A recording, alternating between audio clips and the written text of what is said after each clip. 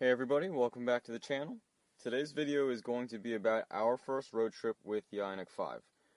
Now, I actually debated whether I wanted to do a road trip specific video, since it seems like there's a lot of them out there, but after some thought, I think we can all have pretty different road trip experiences, especially because we're in different parts of the world, driving different roads, and stopping at different chargers.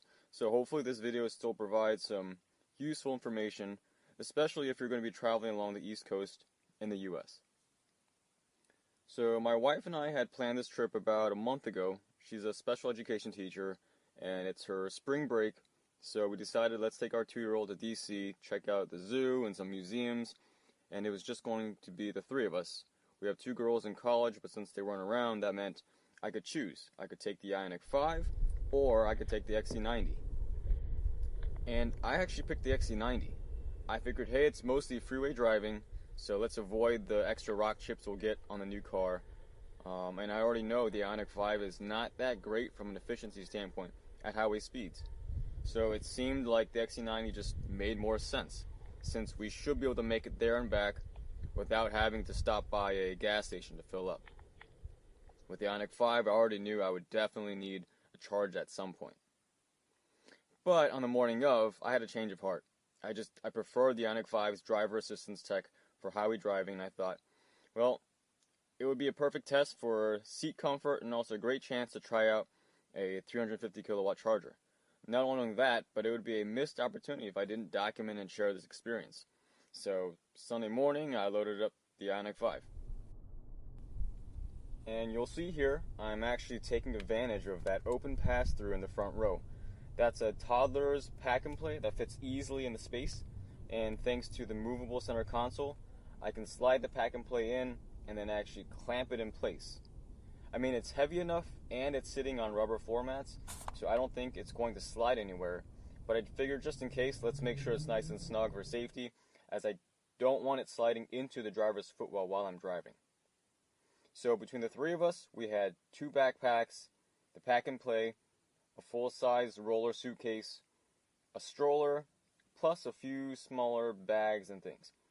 I could have easily fit everything into the trunk. Trunk space is definitely enough for 3, maybe pushing it with 4 if you're not light packers. But we wanted access to the backpacks during the drive, and I wanted to keep the cargo cover in place and in use, as I wasn't 100% sure in regards to where we were going to be parking while we were in DC. So that's why I packed the car this way. Then we finally hit the road. Now, I wanted to stay consistent and have photos and videos of the battery percentage and the current time, but you'll see that I quickly forget to do that. Luckily, between the trip gauges and Google Maps timeline and photos, I'm able to piece together the times and percentages, so don't worry, I'll have a spreadsheet at the end that covers all of the efficiency numbers. Anyways, our first stop was the Children's Museum in Wilmington, Delaware. And if you're ever in the area with your kids, it's a pretty cool place for you to spend time with your kids. Size-wise, think around the size of a Costco or a Sam's Club, but maybe a bit smaller. It's a good size. Lots of things to do here, and here are a few highlights. The centerpiece of the museum, right when you get in there, it's called a climbing structure with multiple entrances. Your kids and you, if you can fit, start from either top or bottom, and you circle your way through the entire structure to the opposite end of where you started. It's a really cool architectural piece that's also fun for the kids. My son also loves trains, and they have this big train set with kid-sized cars to climb in and out of.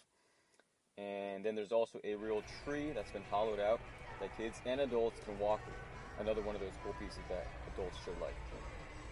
They have a lot of different things to do, but I'm just highlighting a few that I like as an adult. Then after this, we picked up lunch from a place nearby, and we set off for the EA charging station. Now, this is where things get a little more interesting from an EV owner perspective. So I had searched this location through the EA app previously, and unfortunately, I only focused on that description, which states 7 350 kilowatt chargers. And I didn't bother to actually scroll down and check in the app if that was really the case. So we end up driving there. I find 3 other cars already parked. There's a Polestar 2, an ID4, and an e-tron. So I'm pretty excited, like, whoa, there's other EVs. So I back into a stall because my charger port is in the back. Then I get out and I see, it's a 150 kilowatt charger. So that's annoyance number one that I never even really thought about. EA does not do a good job of differentiating which chargers are what speed. The only sign is a small little plaque around waist height on each individual charger, meaning when there's other cars already parked in some of the stalls, there's just no way of being able to tell what charging speed charger you're getting into. So at this point, it would have been better if they had a sign up high, preferably a bigger sign. I mean, yes, technically I can look at the app, figure out which stall number is which charger, but that's just not something you want to have to do while you're parking. So for me, that meant I backed into a spot, got out, noticed the charging speed, then proceeded to walk around the station looking for the 350 kilowatt chargers, which were placed kind of randomly. And then I realized, well, there's only 2 of them, not 7. And then I noticed, well, the ID4 is parked in one, and the other one, luckily, is open. So I move the car to the open 350 kilowatt station, plug in, it says charging started per usual, so then I hop back in the car and I start eating my lunch. About a minute into my lunch, the e-tron owner walks over and asks, "Hey, can you help me? Having some issues charging my car." So I walk over and I see his app is showing it's charging, but his car is not giving him any indication or any reading saying that it is charging. So I just suggest, well, I guess maybe try another stall. So he says he'll give it a shot and let me know whether it works. So I go back to my car, try to eat my lunch again, only to suddenly hear a click. And that's the click that I hear when the charging port unlocks.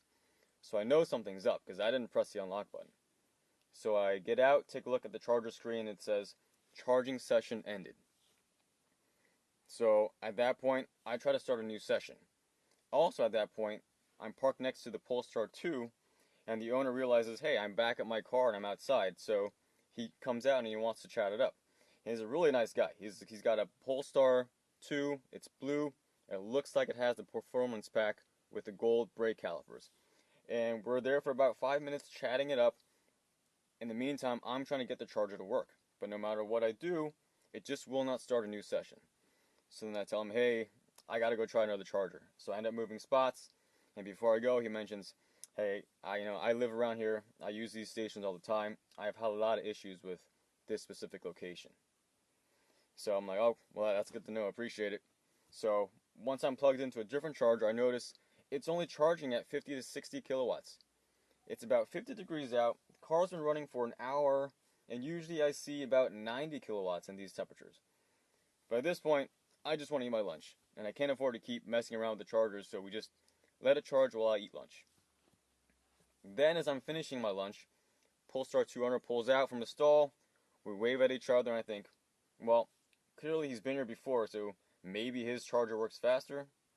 So I switch chargers again, but this time, as soon as I plug in, it starts pulling over 100 kilowatts. By this point, my wife's like, why is this taking so long?